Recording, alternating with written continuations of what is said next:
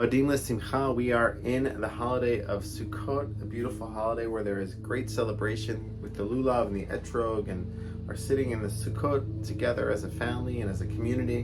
In the time of the temple, they celebrated a little bit differently. They had a celebration that took place every night in the temple called Simchat Beit Hashoevah.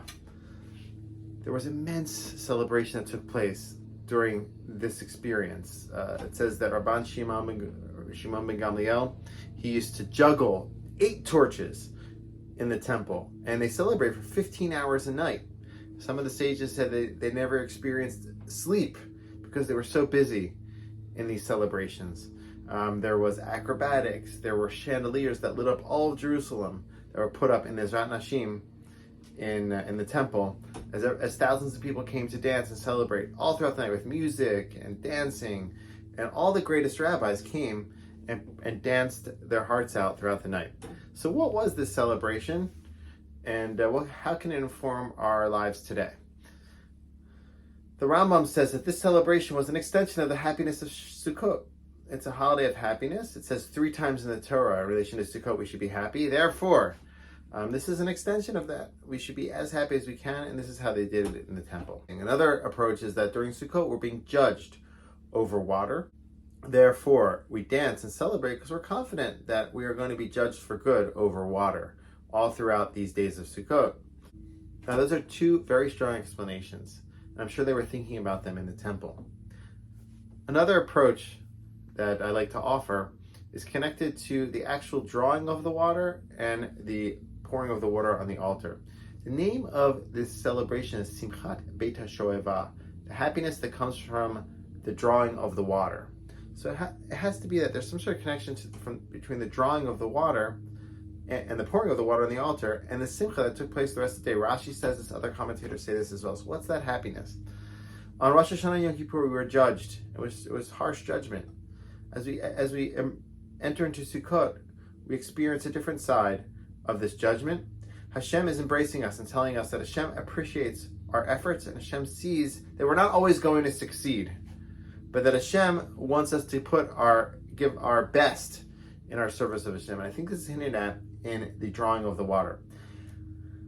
The Kohen, when he goes down to draw the water, it's accompanied by happiness, by song, by celebration. It's almost as if when he's doing the effort to facilitate the mitzvah of the pouring of the water, he's being celebrated.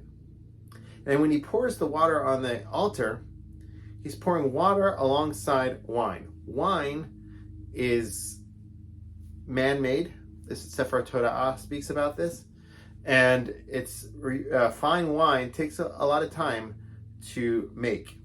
Water has no taste. It emerges from nature. It's not human-made. And it doesn't take a lot of time to prepare.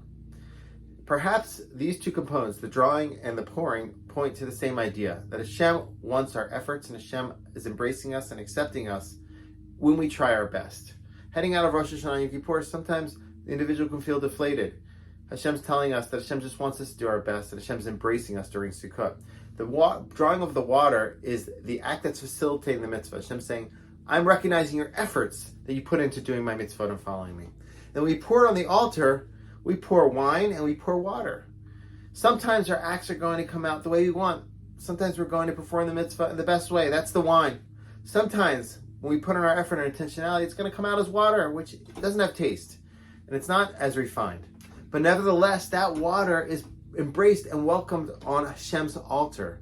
That's coming to show us that Hashem loves our efforts that we put in. Sometimes we're going to succeed, sometimes we're not. But Hashem recognizes all the good that we're doing. It's a very important message heading out to Rosh Hashanah Yom Kippur.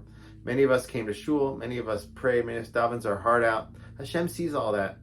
And now Hashem is recognizing that and letting us know that during Sukkot. Know that Hashem loves us, Hashem sees our efforts, and Hashem is happy that we're celebrating with Him during Sukkot, in our Sukkot with our lulav, and Bezrat Hashem in the temple through Simchat Beit Hashoevah.